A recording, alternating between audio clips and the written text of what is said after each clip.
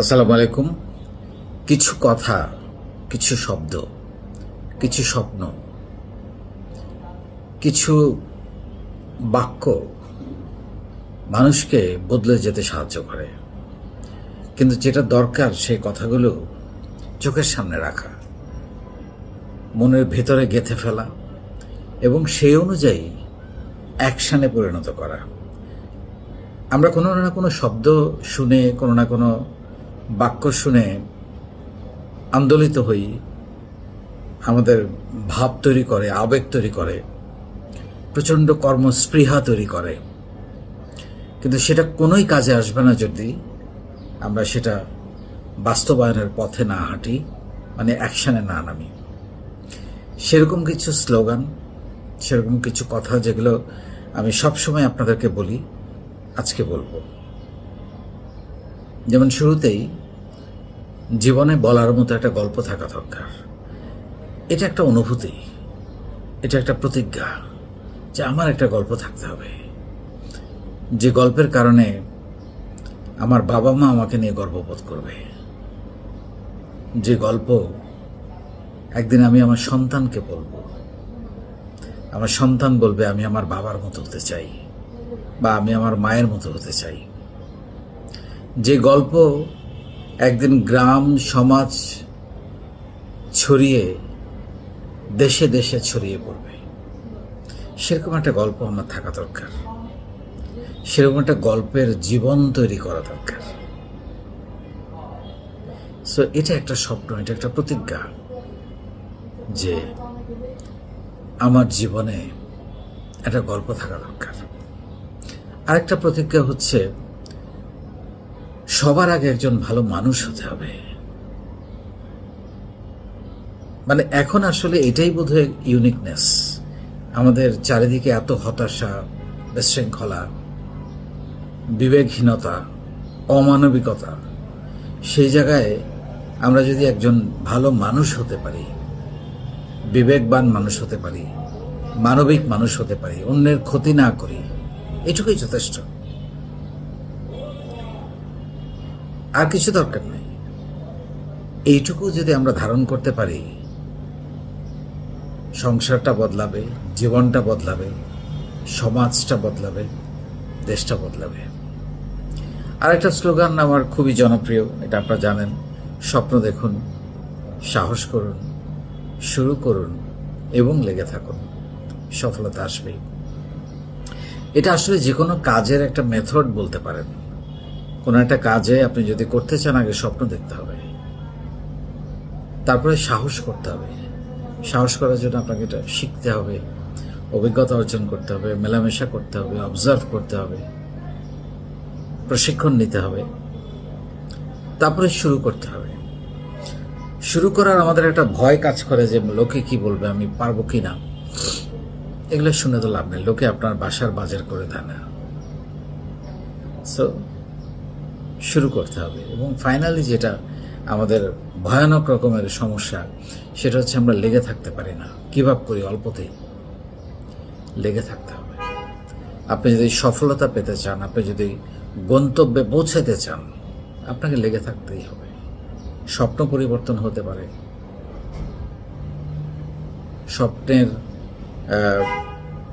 ধরন পরিবর্তন হতে পারে,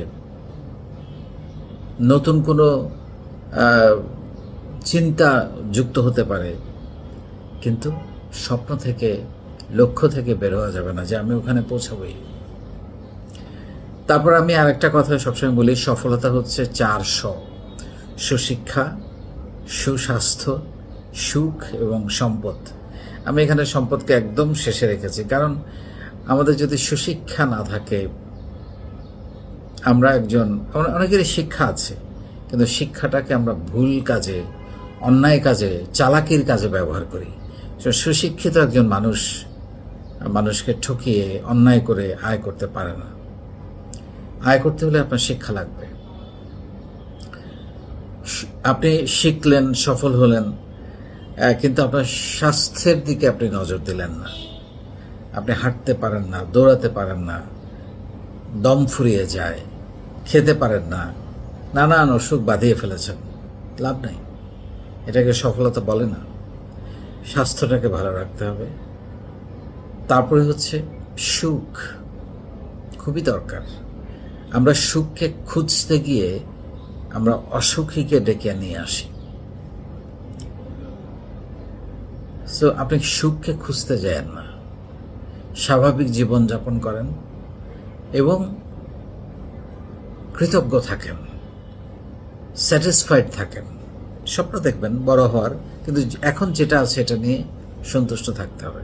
তাহলে আপনি লোভী হবেন না, আপনি অন্যায় করবেন না, তখন আর অন্যায় পথে পা বাড়াবেন না। অ্যান্ড ফাইনালি সম্পদ যতটুকু দরকার ততটুকু নিশ্চয়ই আপনাকে অর্জন করতে হবে ভালো থাকার জন্যে, স্বচ্ছন্দে থাকার জন্যে, একটা সুন্দর জীবনের জন্যে।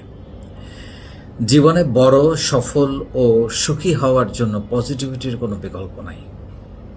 পজিটিভ আমাদের থাকতেই হবে। নেগেটিভ থেকে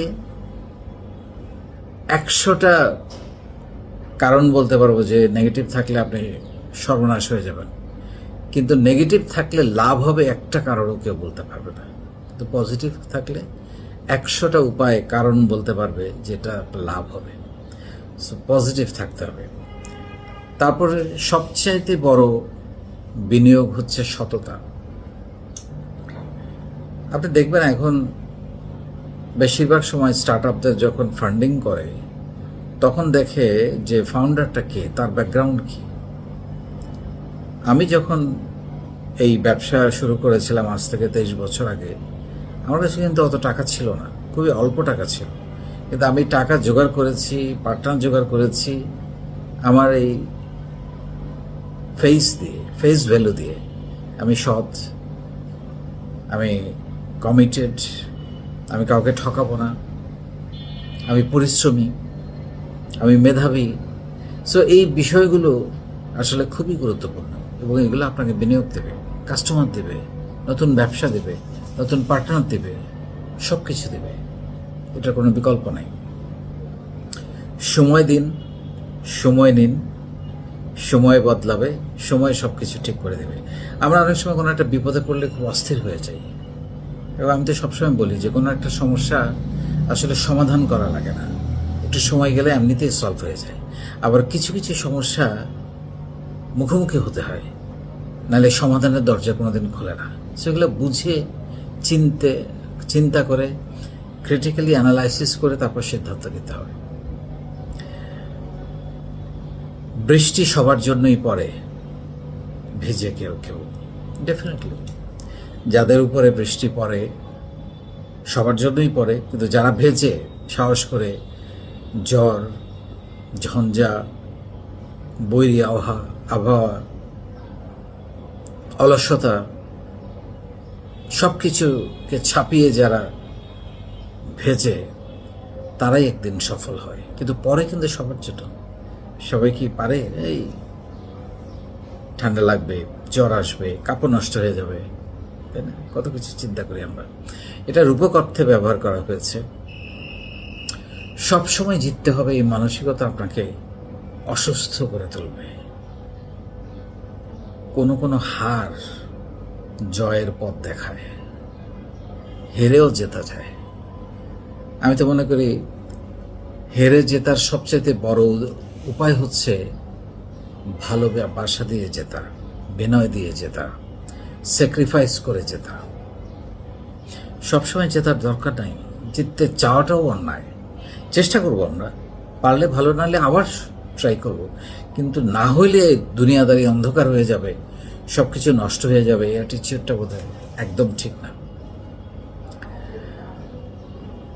কিছু স্কিলস শেখে যত তাড়াতাড়ি ইনকামে ঢোকা যায়, একদম পড়াশোনা অবস্থায়, এটা খুব গুরুত্বপূর্ণ। আমরা আয় রোজগার করতে অনেক দেরি করে ফেলি। অনার্স করব, মাস্টার্স করব, তারপর একটা সিভি লিখবো, তারপর চাকরির জন্য। গ্র্যাজুয়েশন ফার্স্ট ইয়ার থেকে ইনকামের জন্য নামতে হবে, পার্ট টাইম কাজ করে, পার্ট টাইম ব্যবসা করে। এবং তখন আপনি ভুল করবেন, অভিজ্ঞতা হবে, যেটা আপনাকে পড়াশোনা শেষ করার আগেই আপনার জন্য চাকরি বা ব্যবসা রেডি থাকবে। যে নিজেকে ভালো রাখে এবং অন্যকে ভালো রাখে, তিনি একজন ভালো মানুষ। আমি একটু আগে বললাম না যে ভালো মানুষ হওয়ার জন্য কিন্তু ফেরেশতা হওয়ার দরকার নেই। আপনি নিজেকে ভালো রাখেন এবং অন্যের ক্ষতি করেন না, অন্যকে বিপদে ফেলেন না, অন্যের হক নষ্ট করেন না, এইটুকুই যথেষ্ট, আর কিচ্ছু দরকার নেই। আপনার জীবনে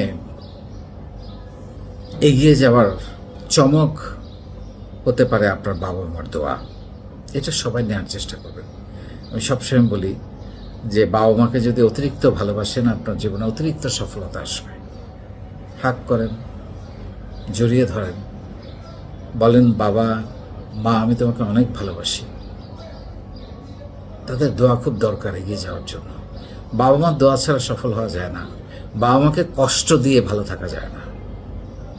কেউ একটা উদাহরণ দিতে পারবে না।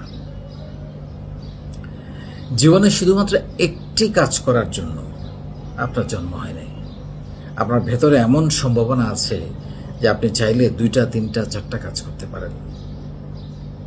সো এইটা একটু নিজেকে আপনি প্রশ্ন করবেন যে একটা কাজ করার জন্য বা একটা চাকরি করার জন্য, বা চাকরি করলে আমি ব্যবসা করতে পারবো না, ব্যাপারটা তো এরকম না। আপনার মধ্যে সেই মেধা, সেই সম্ভাবনা আছে ডেফিনেটলি। মানুষের জন্য কাজ করলে জীবিকার জন্য কাজের অভাব হয় না। মানুষের জন্য করেন, দোয়া এটা। জীবিকা দেখবেন যে এসে গেছে, নেটওয়ার্ক, দোয়া, জীবিকা সব এসে গেছে। একা বড় হয়েন না। সুন্দর করে কথা বলাটা শেখেন, জীবনে কোথাও ঠেকবেন না। এটা খুবই খুবই গুরুত্বপূর্ণ। কথা বলতে পারে, আমি বলছি না যে আপনাকে একেবারে প্রেজেন্টেশনের মতো করে কথা বলতে হবে, but you have to speak out. আমরা অনেক ভয়, জড়তার কারণে কথা বলি না, যার কারণে আমাদের অনেক স্বপ্ন অপূর্ণ থেকে যায়। কিছু কিছু সমস্যা বা কিছু কিছু স্বপ্ন বা কিছু কিছু পরিকল্পনা সফল করার একটাই উপায়। কি সেটা? কোনো একটা কাজে সফল হতে হলে সেই কাজটা প্রতিদিন করতে হয়। এইটা মাথায় রাখবেন। আপনি যদি যেই স্বপ্নটা দেখেন, যেটা নিয়ে আপনি এগিয়ে যেতে চান, সফল হতে চান, সেই কাজটার যদি প্রতিদিন একটু একটু করে করেন, একদিন দেখবেন যে সেটা হয়ে গেছে। সো কোনো একটা কাজে সফল হতে হলে সেই কাজটা প্রতিদিন করতে হবে। অনেক ধন্যবাদ।